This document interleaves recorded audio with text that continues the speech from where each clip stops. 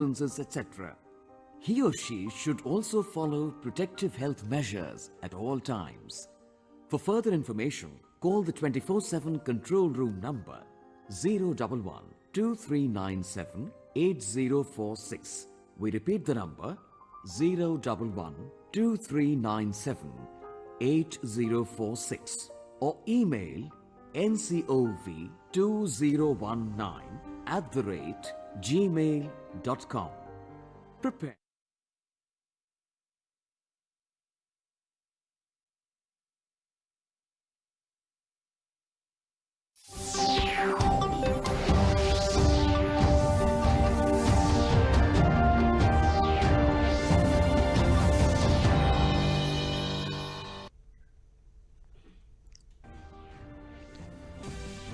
मरकजी वजीर रविशंकर प्रसाद ने कोरोना वायरस पर हो रही सियासत को लेकर कांग्रेस लीडर राहुल गांधी पर निशाना साधा।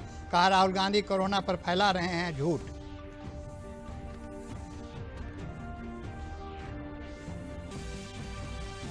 आर्मी कमांडर्स कॉन्फ्रेंस आज से नई दिल्ली में शुरू। तीनों अफवाज के सरबराहान 3 दिन तक दिल्ली के साउथ ब्लॉक में सभी कमांडर के साथ करेंगे मीटिंग।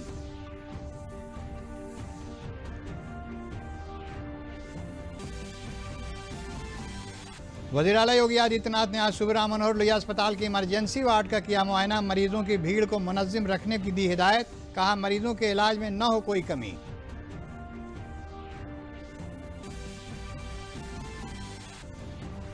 और मई के आखिर तक रियासत में मनरेगा के तहत 50 लाख लोगों को दिया जाएगा रोजगार। देही तरक्यात के वजीर मुमलिकत आनंद स्वरूप शुक्ला ने कहा कि आज तक 38,76,452 लोगों को मनरेगा के तहत मिला रोजगार। आदाब, मैं हूं फरीद आरिफ सिद्दीकी और अब खबरें तफसील से। मनरेगा मरकजी वजीर रविशंकर प्रसाद ने कोरोना वायरस पर हो रही सियासत को लेकर राहुल गांधी पर निशाना साधा है। मरकजी वजीर ने कहा कि राहुल गांधी कोरोना पर झूठ फैलाने में मसरूफ़ हैं। उन्होंने कहा कि राहुल गांधी ने लॉकडाउन पर जो बयान दिया है वो गलत है। ये बात राहुल गांधी ने कही कि लॉकडाउन हैज फेल्ड। मैं हमेशा कहता हूं कि राहुल गांधी तो होमवर्क करते नहीं, बेबुनियाद आरोप लगाना उनकी फितरत बन गई है। जहां कोरोना है, चाइना को छोड़कर 142 करोड़ और भारत की आबादी है 137 करोड़। अब 142 करोड़ वाले 15 देशों में कुल कितने लोग मरे हैं? कल 26 मई सायंकाल 6:30 बजे की मैं रिपोर्ट दे रहा हूं, 3,43,562 लोग मरे हैं। भारत में 4,345 लोगों की डेथ हुई है।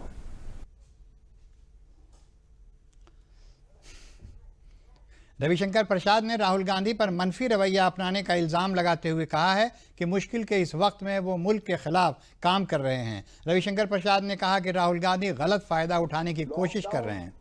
करके माननीय प्रधानमंत्री नरेंद्र मोदी जी ने जो हिम्मत दिखाई है, जो देश को नेतृत्व दिया है, जो पूरे देश को एक साथ जोड़कर काम करने की कोशिश की है, उसका यह फायदा है। राहुल गांधी के बारे में विस्तार से बताना चाहता हूं। देश का संकल्प उन्होंने कैसे कमजोर करने की कोशिश की, इसको 4 खंडों में मैं रख रहा हूं। Spreading negativity, working against the nation during crisis, तीसरा हंग्री फॉर फॉल्स क्रेडिट, चौथा से one thing does something else, और पांचवा है मिस इन्फॉर्मेशन और fake news. Army commanders conference आज से नई दिल्ली में शुरू हो गई है। तीनों अफवाज के सरबराहान 3 दिन तक दिल्ली के साउथ ब्लॉक में सभी कमांडर्स के साथ मीटिंग कर रहे हैं। कोरोना के सबब अप्रैल में होने वाली कमांडर्स कॉन्फ्रेंस को मुलतवी कर दिया गया था। इस मरतबा 2 फेज़ में कमांडर्स कॉन्फ्रेंस हो रही है। पहला फेज़ आज से शुरू हो गया है, दूसरा फेज़ जून के आखिरी हफ्ते में शुरू होगा।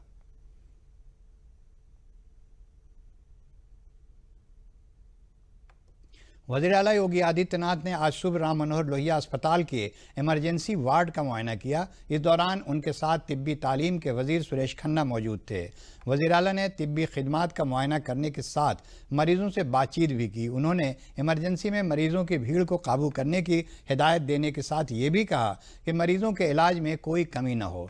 इमरजेंसी में डॉक्टरों की मौजूदगी हर वक्त रहनी चाहिए। उन्होंने इमरजेंसी में डॉक्टरों की ड्यूटी बढ़ाने के लिए भी कहा।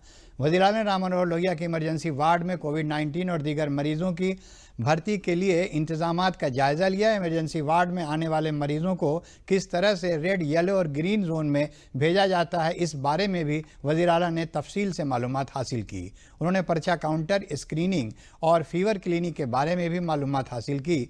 डायरेक्टर प्रोफेसर AK त्रिपाठी ने इदारे में की गई तैयारियों से वज़ीर आला को मुत्तला किया। CM ने इमरजेंसी में आने पर कोरोना के मुश्तबा मरीजों को दाखिल करने के लिए अलहदा वार्ड का भी मुआयना किया।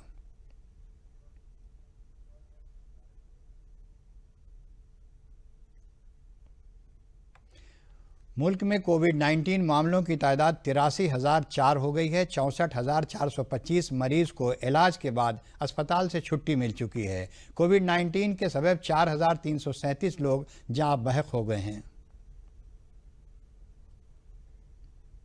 रियासत के देही तरक्यात के वज़ीर मुमलिकत आनंद स्वरूप शुक्ल ने बताया कि रियासत में मई के आखिर तक 50 लाख लोगों को मनरेगा के तहत रोज़गार दस्तयाब कराया जाएगा। उन्होंने बताया कि आज तक 38,76,452 लोगों को रोज़गार दिया जा रहा है, जिसकी तादाद आने वाले वक्त में 1 करोड़ करनी है। दूरदर्शन के साथ खुसूसी बातचीत में उन्होंने बताया कि जो भी मज़दूर रियासत में बाहर से आए हैं उन्हें काम दिया जाएगा। उन्होंने कहा कि महाजिर मज़दूरों को स्किल मैपिंग की जा रही है। अब तक 3,32,796 लोगों की स्किल मैपिंग की गई है और उनकी अहलियत की बुनियाद पर काम में लगाया जाएगा। उन्होंने ये भी बताया कि आजीविका मिशन के तहत खुद इमदादी ग्रुप्स के 62 लाख मास्क, 40,000 PPE किट और हैंड वाश और सैनिटाइज़र तैयार करने में बड़ी कामयाबी हासिल की गई है। इस काम में खुद इमदादी ग्रुपों को बड़ी रकम भी हासिल हुई है।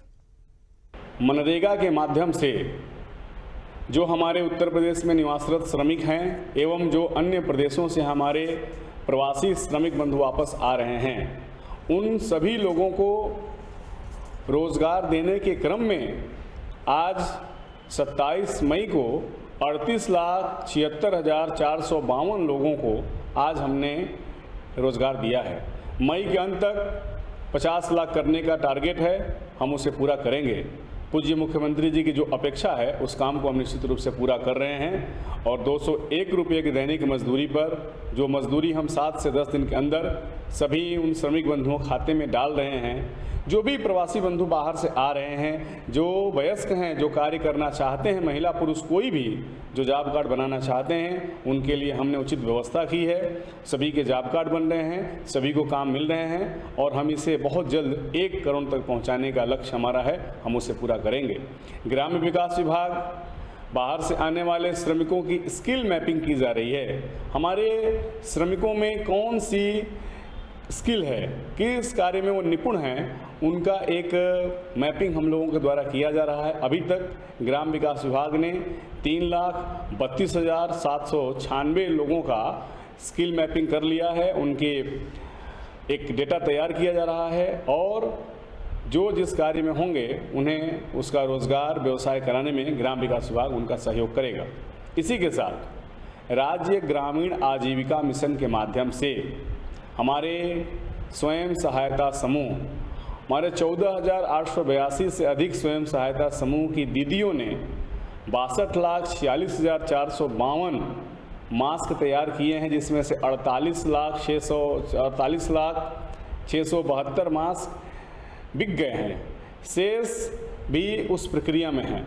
हमारे समूह की दीदियों के द्वारा लगभग 40,000 से अधिक PPE किट बनाए गए हैं।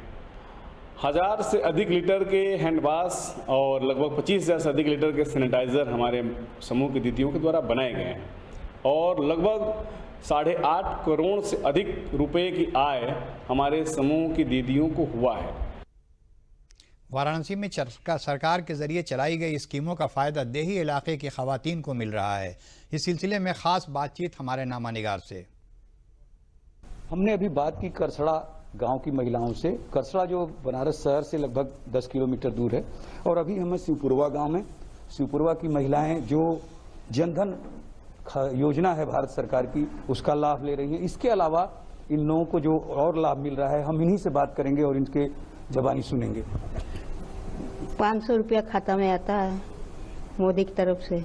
इसका फायदा यही है कि बैठे हैं, खाने को नहीं है तो कम से कम 500 रुपया मिल रहा है, तो कुछ तो काम चल रहा है। लॉकडाउन होते समय 2 महीना हो गया, 2 महीने में हमको 500 रुपया 2 बार मिला है, और राशन कार्ड पे फ्री में राशन मिला है, उससे हमको बहुत लाभ है। लॉकडाउन में हम लोग 2 महीना तक 500 रुपया मिला है और चावल मिला है। यही हम लोग को सरकार बहुत सुविधा दे रही है कि हम लोग लॉकडाउन में खाने पीने के लिए खा पी रहे हैं। इन सभी महिलाओं का मानना है कि सरकार की तरफ से जो 500 रुपये मिल रहे हैं, उसके अलावा जो अनाज मिल रहा है, इससे बहुत सहारा हो जा रहा है। क्योंकि लॉकडाउन में लगभग काम बंद हैं सबके, और अब फिर से शुरू होने की आशा जगी है, चूँकि सरकार ने ऐसी योजनाओं की घोषणा की है। Harkesh Bahadur Singh Gautam, DD news, Varanasi. Corona कोराम के वक्त में दूसरी रियासतों से आए मजदूरों को कन्नौज ज़िले में मनरेगा स्कीम के तहत रोज़गार मिलने से महाजिर मजदूर खुश हैं। ज़िले के हैबतपुर, कटरा और मुर्रा गांव में चक रोड और नहर की तामीर कर रहे महाजिर मजदूरों ने बताया कि वो अपने गांव से दूसरी रियासत में मेहनत मजदूरी करते थे। लॉकडाउन लगने की वजह से रोज़गार मिलना बंद हो गया। ऐसे में वो अपने गांव वापस लौट आए हैं, जहां पर मनरेगा स्कीम के तहत उनका जॉब कार्ड बनवाया गया। अब इनको मनरेगा में काम मिल रहा है और वक्त से उनको खाते में पैसा आने से वो अपने कुंबे की बुनियादी सहूलियात आसानी से पूरी कर रहे हैं। उनका कहना है कि सरकार ने इनको गांव में ही रोजगार दिया है, अब वो गांव छोड़कर बाहर नहीं जाएंगे। हैबतपुर कटरा के ग्राम पंचायत अफसर सुधीर दुबे ने बताया कि सरकार की मंशा है कि महाजिर मजदूरों को इनके घर के आसपास रोजगार दिया जाए। वहीं मुर्रा गांव के प्रधान आदित्य द्विवेदी ने बताया कि 100 से ज़्यादा मजदूरों को मनरेगा स्कीम के तहत नहर तामीर का काम दिया गया है। इसमें ज़्यादातर मजदूर दूसरी रियासतों से आए हैं। ज़िले की 450 ग्राम पंचायतों में महाजिर मजदूर पहुंच चुके हैं, जिनमें 356 गांव पंचायतों में मनरेगा से 5045 मजदूरों को रोजगार मिलना शुरू हो गया है।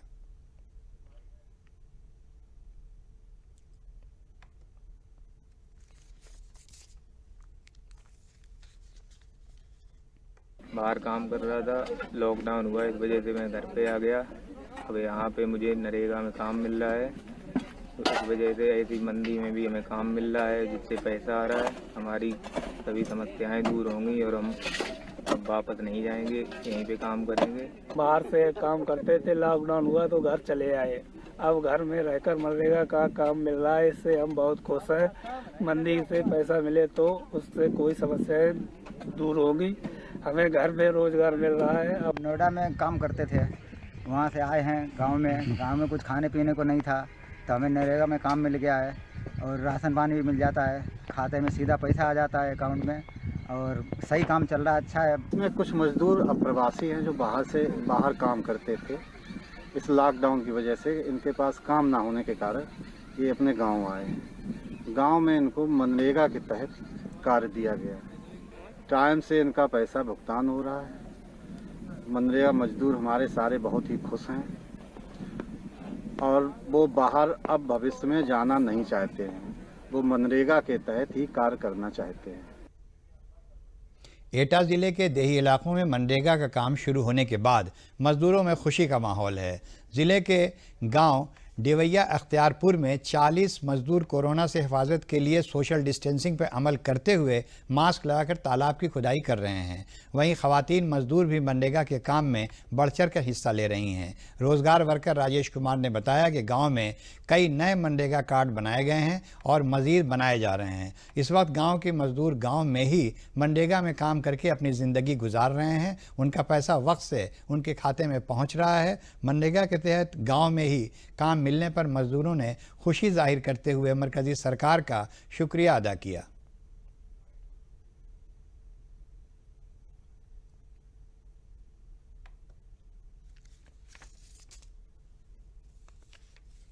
राज्यपाल, मैं देवैया अख्तियारपुर का रहने वाला हूँ। इस समय कोरोना पूरी दुनिया में चल रहा है। मेरे पास कोई काम नहीं था, प्रधानमंत्री जी ने काम दिया है मनरेगा का। इस समय काम देने के लिए प्रधानमंत्री जी को बहुत बहुत धन्यवाद। मेरा नाम विरोज कुमार है, मैं डिभैया अख्तियारपुर का रहने वाला हूँ। और मेरे पास कोई काम नहीं था, मैं घर पे बैठा था कोरोना की वजह से और जो सरकार ने मुझे काम दिया है। मेरा नाम सर्वेश है, डिभैया रहने वाला हूँ। प्रधानमंत्री ने काम दिया है, ठलुआ बैठे रहते। मेरा नाम रजनीश कुमार है, मैं इसी ग्राम डिभैया में रहने वाला हूँ। इस समय कोरोना पूरे दुनिया में चल रहा है। प्रधानमंत्री जी ने मुझे मनरेगा का काम दिया है, इसलिए प्रधानमंत्री जी को बहुत बहुत धन्यवाद। कोरोना के बहरान के वक्त में वज़ीर-ए-आज़म डिजिटल स्कीम के तहत शुरू हुई ऑनलाइन हाउस टैक्स सर्विस में लखनऊ नगर निगम के जरिए मालिकान को सोशल डिस्टेंसिंग और कोरोना वायरस से तहफ़्फ़ुज़ के लिए कई नए मॉड्यूल के जरिए हाउस टैक्स जमा कराने का इंतज़ाम किया गया है। टैक्स अफसर अशोक सिंह ने बताया कि इन नए मॉड्यूल में मुख्तलिफ मोबाइल ऐप के ज़रिए हाउस टैक्स जमा किया जा रहा है, जिसमें ऑनलाइन कुल 54,208 मालिक मकानों ने 9 करोड़ 47 लाख रुपए हाउस टैक्स जमा कराया है।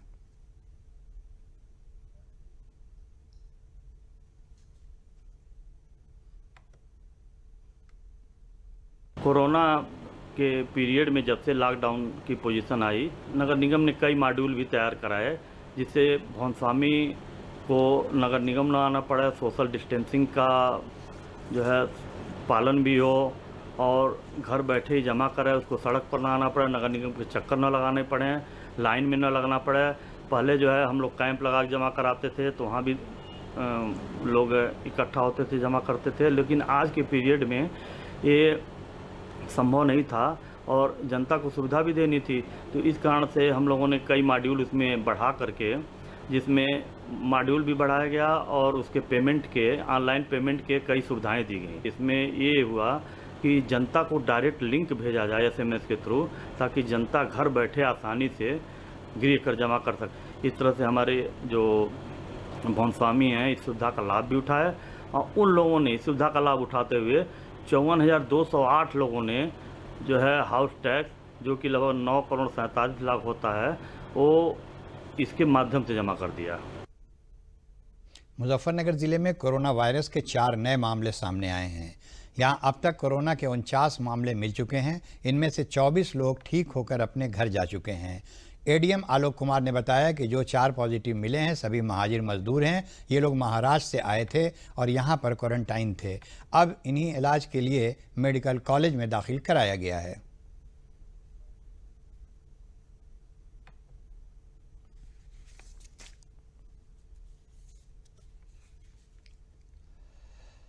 आज 157 सैंपल के जो रिजल्ट आए, उसमें से 4 कोरोना पॉजिटिव निकले।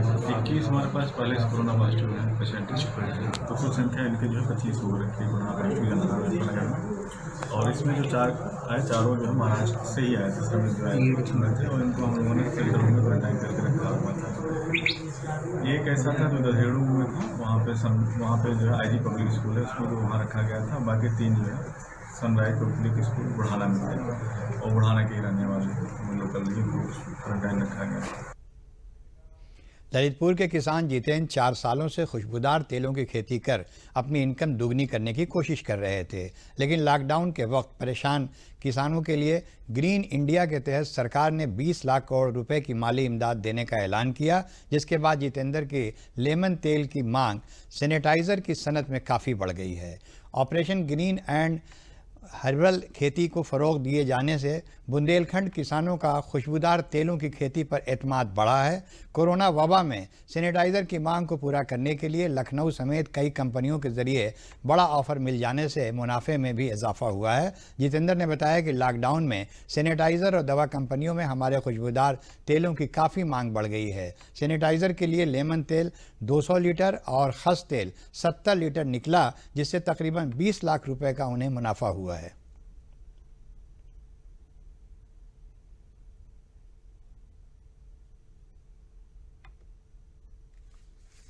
बहुत सालों से सुगंधित खेती कर रहा हूँ और इसमें सर जैसे अभी लॉकडाउन चला है तो हम पहले से खेती कर रहे हैं लेमन ग्रास की, पामारोजा की, खस की। तो सर जैसे लॉकडाउन में सभी जो किसान पहले मसूर, चना, मटर की खेती करते थे उनको काफ़ी दिक्कतें हुई हैं, उनका अनाज नहीं बिक पा रहा है। लेकिन सर हमारा जैसे काम चलता रहा है और कंटिन्यू चल रहा है, और इससे हम तेल भी निकाल रहे हैं सर। जैसे सैनिटाइज़र बन रहा है इससे तेल से, लेमन ग्रास के तेल को सैनिटाइज़र में यूज कर रहे हैं। तो सर इसकी जैसे ये प्रधानमंत्री जी ने ये 20 लाख करोड़ का जो पैकेज दिया है, उससे भी हम लोगों को ज़्यादा जैसे फ़ायदा हो रहा है कि इसकी तेल की जो डिमांड है वो बढ़ रही है इधर। तो हमारा तेल डायरेक्ट बिक जा रहा है, इधर से चला जा रहा है अपने यूपी में। जैसे लखनऊ के व्यापारी लोग खरीद रहे हैं इसको, और अच्छे से चल रहा है। और सर जैसे और किसानों को हमने बढ़ावा दिया है कि भैया जी खेती करो आप, जैसे चना मसूर की छोड़ के इसको करो तो ठीक ठाक चलता रहेगा। अलीगढ़ ज़िले में टिड्डी दल के हमले के अंदेशे से इंतज़ामिया अलर्ट हो गया है। ज़िले में टिड्डी दल के हमले का अंदेशा बढ़ता जा रहा है। जिला मजिस्ट्रेट ने तहसील ब्लॉक और देही सतह के अफसरों को सर्विलांस की हिदायत दी है। नगर पालिका पंचायत के पानी के टैंकर भरी फायर ब्रिगेड की गाड़ियां तैयार हैं। साथ ही किसानों को भी अलर्ट रहने को कहा गया है। खेतों पर आवाज़ करने वाले आलात, मशाल, पटाखे, थाली, ढोल, नगाड़े बजाकर टिड्डियों को भगाया जा सकता है। वहीं ज़रिए अफसर राजेश ने बताया कि किसानों की वीबू बोरिया बिथियाना की 2.5 किलो मकदार को 600 से 700 लीटर पानी में घोलकर फी हेक्टेयर के हिसाब से छिड़काव करने से टिड्डियां भाग जाएंगी। वहीं किसानों का कहना है कि उन्होंने अपने खेतों पर पानी से भरे ड्रम और आवाज़ करने के लिए आलात जमा करने के साथ ही केमिकल का घोल तैयार कर लिया है, जिससे इन टिड्डियों को भगाया जा सके। मेरे पास ये मक्का की फसल है, और जैसे भी ये एक दवा जो दवा बताई गई है, जो आज प्रचारण हो रहा है सब क्लोरोसाइफेन, ये लगाने के लिए ये सिफारिश की गई है कि अगर जो टिड्डी वगैरह कोई आती है तो इससे हमें वो करनी चाहिए। वैसे ये ड्रम भी रखे हैं, पानी वानी की भी व्यवस्था सब रखी है। इसके लिए हमारे योगी आदित्यनाथ मुख्यमंत्री जी भी सिफारिश करते हैं, तो उसके बारे में हम अपना जैसे भी है कि ये डर ही बना रहता है कि हमें ये डर ही बना रहता है कि कोई ऐसा कोई अनहोनी न हो। तो उसमें हम अपना जैसा भी हमें ब्लॉक से कोई मिलता है, जैसी भी दिशा मिलती है उस पर हम चलने का प्रयास कर रहे हैं। चाहा था उसके क्रम में एडवाइजरी हमारे यहाँ से जारी हो गई है किसानों के लिए, और इसमें नोडल अधिकारी भी नामित कर दिए गए हैं। और जहाँ तक अभी रिपोर्ट है उसमें अलीगढ़ में इसकी संभावना बहुत कम है, लेकिन फिर भी हम लोग बहुत उसका पूरा एहतियात रख रहे हैं। जनपद में टिड्डी दिखाई देती है, दिन में टिड्डी उड़ती है, रात को टिड्डी है खेतों में बैठ करके नुकसान पहुंचाती है। जैसी टिड्डी दल को है अगर दिखाई देता तो एक अंधेरा सा छाने लगता है, अगर टिड्डियाँ आसमान में उड़ती हैं। इसी जैसी टिड्डियाँ आसमान में उड़ती हुई दिखाई दें, किसान भाई है ऐसी तसला हुआ, ऐसी जाकर के चिमटा हुआ, ऐसे ढोलक हुआ है, लंगाड़े हुए ऐसी जाकर के, या धुन पैदा करने वाले किसी भी यंत्र से है कैसी, उसको खेत के चारों तरफ खड़े होकर के उसको बजाएं, जिससे टिड्डी है कैसी दल है आपके खेत में नहीं बैठ पाएगा।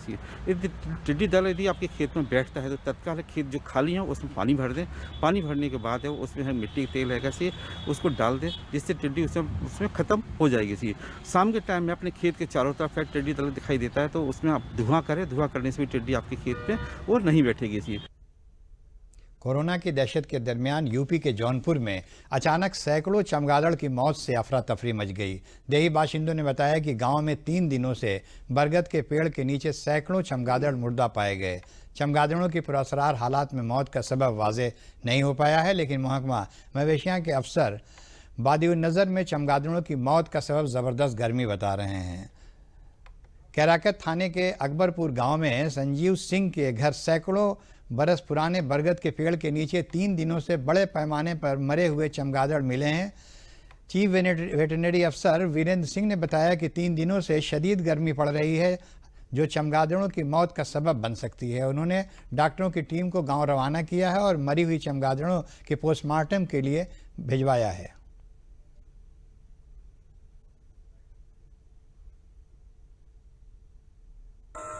जब से मैं देख रहा हूँ, मेरे पिताजी की ये 70 साल वो भी देख रहे हैं, आज तक एक चमगादड़ इस पर 1-2 कभी गर्मी में गिरता था, जो एक हफ्ते से गिर रहे हैं। डेली 10-20-50 चमगादड़ डेली गिर रहे हैं। और चमगादड़ को गिरना जैसा विश्व में देखा जा रहा है, कोरोना बीमारी को लेके चमगादड़ से रिलेटेड बताया जा रहा है। इससे गांव में पूरी दहशत बना हुआ है। कैराकत के अकबरपुर में कुछ चमगादड़ की मृत्यु हुई है। ये संभावना ज़्यादा ये है कि इस समय जो उमस भरी गर्मी है, इस गर्मी के कारण ह्यूमिडिटी इसमें ज़्यादा हो जाती है वातावरण में और टेम्परेचर भी बढ़ जाता है। इस बढ़े हुए टेम्परेचर में और ह्यूमिडिटी अधिक होने में सफोकेशन होने लगता है। सफोकेशन होने से इसमें मृत्यु होने के चांसेस रहते हैं, लेकिन इसकी वास्तविक जानकारी के लिए विभाग के 2 पशु चिकित्सा अधिकारियों की टीम गठित कर दी गई है और उनको वहां भेज दिया गया है। उसका पोस्टमार्टम कराया जाएगा, उसकी जांच कराई जाएगी। कोई भी जानकारी आती है कि किस कारण से इनकी मृत्यु हुई है तो उसके बारे में आगे सूचना दी जाएगी। शामली ज़िले के थाना झंझाना इलाके के टपराना गांव में प्रेस के ज़रिए पुलिस के ज़रिए दबिश देकर ज़िला बदर गोश्त मुलजिम को पकड़ने पर मुलजिम के अहल खाना और सैकड़ों लोगों की भीड़ ने पुलिस पर हमला कर उसे छुड़ा लिया। हमले में 2 दरोगा समेत 3 पुलिस एहलकार ज़ख्मी हुए हैं और पुलिस की 2 गाड़ियों को भी नुकसान पहुंचा है। इत्तला मिलने पर सीओ और एसएसपी समेत कई थानों की फोर्स मौके पर पहुंची और मौके से मुलजिम समेत 30 लोगों को हिरासत में लिया। एसपी विनीत जायसवाल ने बताया कि इस मामले में 45 नामजद और 80-90 नामालूम अफराद के खिलाफ संगीन दफात में मुकदमा दर्ज किया गया है। बाकी मुलजिमीन की जल्द गिरफ्तारी के लिए टीमें लगा दी गई हैं।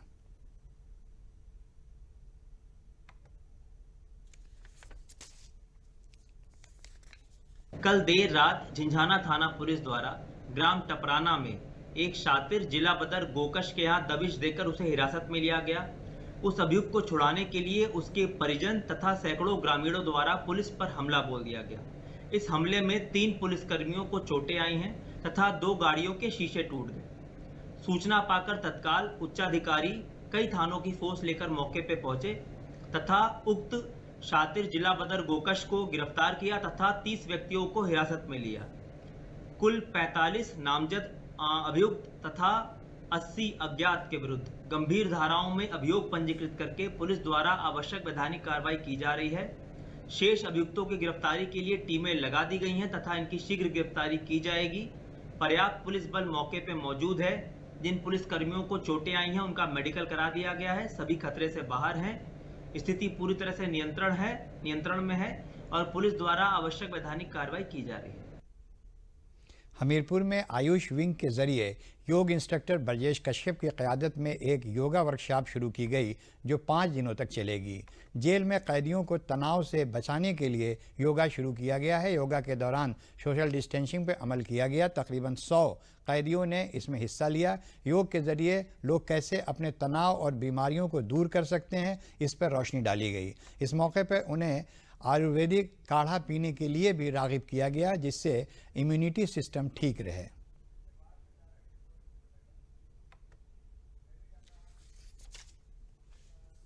आज मुल्क के पहले वज़ीर-ए-आज़म पंडित जवाहरलाल नेहरू की बरसी पर लखनऊ में कांग्रेस के रियासती दफ्तर पर उन्हें खिराज अक़ीदत पेश किया गया। इस मौके पर कांग्रेस के सीनियर लीडर प्रमोद तिवारी समेत तमाम कांग्रेस कारकुनों ने उन्हें गुलहाए अक़ीदत पेश कर याद किया।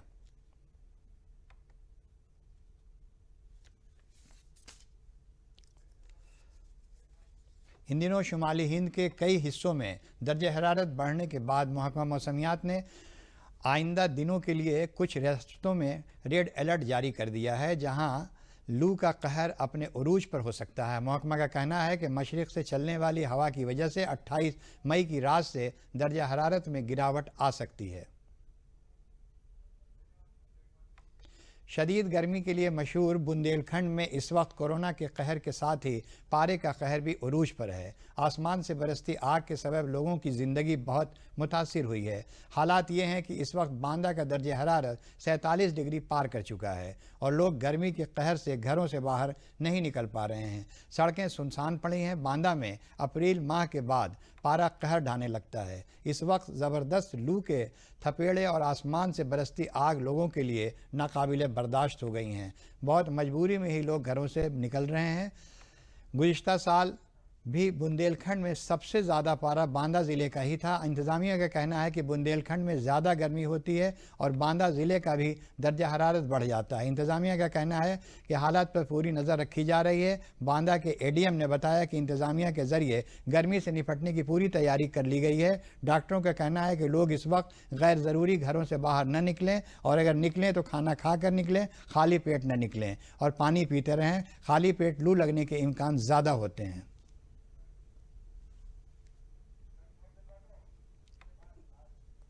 इधर बहाना में देखा जाए तो गर्मी वैसे तो पड़ा करती थी जून जुलाई में काफ़ी थे, लेकिन इस बार मई में ही तापमान इतना ज़्यादा हाई हो गया है कि 10 साल का रिकॉर्ड भी टूट गया। मैंने अभी समाचार में देखा था 47 से 40 चल रहा है इस समय पारा। बांदा ये मतलब बुंदेलखंड में सबसे ज़्यादा है बांदा। जब कोई ज़रूरी काम नहीं होता है तभी निकलना होता है हम लोग का, नहीं तो दिन भर अंदर ही रहना पड़ता है। इस समय भयंकर गर्मी है बांदा में और करीब 46-47 डिग्री टेम्परेचर चल रहा है और इससे जो है शारीरिक काफ़ी नुकसान है।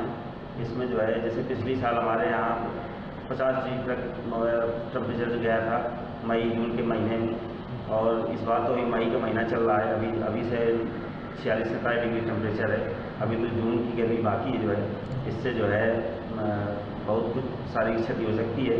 इसमें जैसे कि हीट स्ट्रोक हो सकता है, डायरिया होता है, स्किन की बीमारी होती हैं और आँख आई की प्रॉब्लम होती है जो है। इससे जो है वो बचने के लिए जो है सबसे पहले तो हम जब घर से निकले तो खाना खा करके पानी पी के निकलें, खाली पेट ना निकलें। दूसरा, बाहर के कटे फल या बाहर का बना हुआ थैली के खाना, समोसे इत्यादि ना खाएं और घर का ही खाना खाएं। और इसी के साथ खबरों का ये बुलेटिन ख़त्म होता है। इजाज़त दीजिए, आदाब।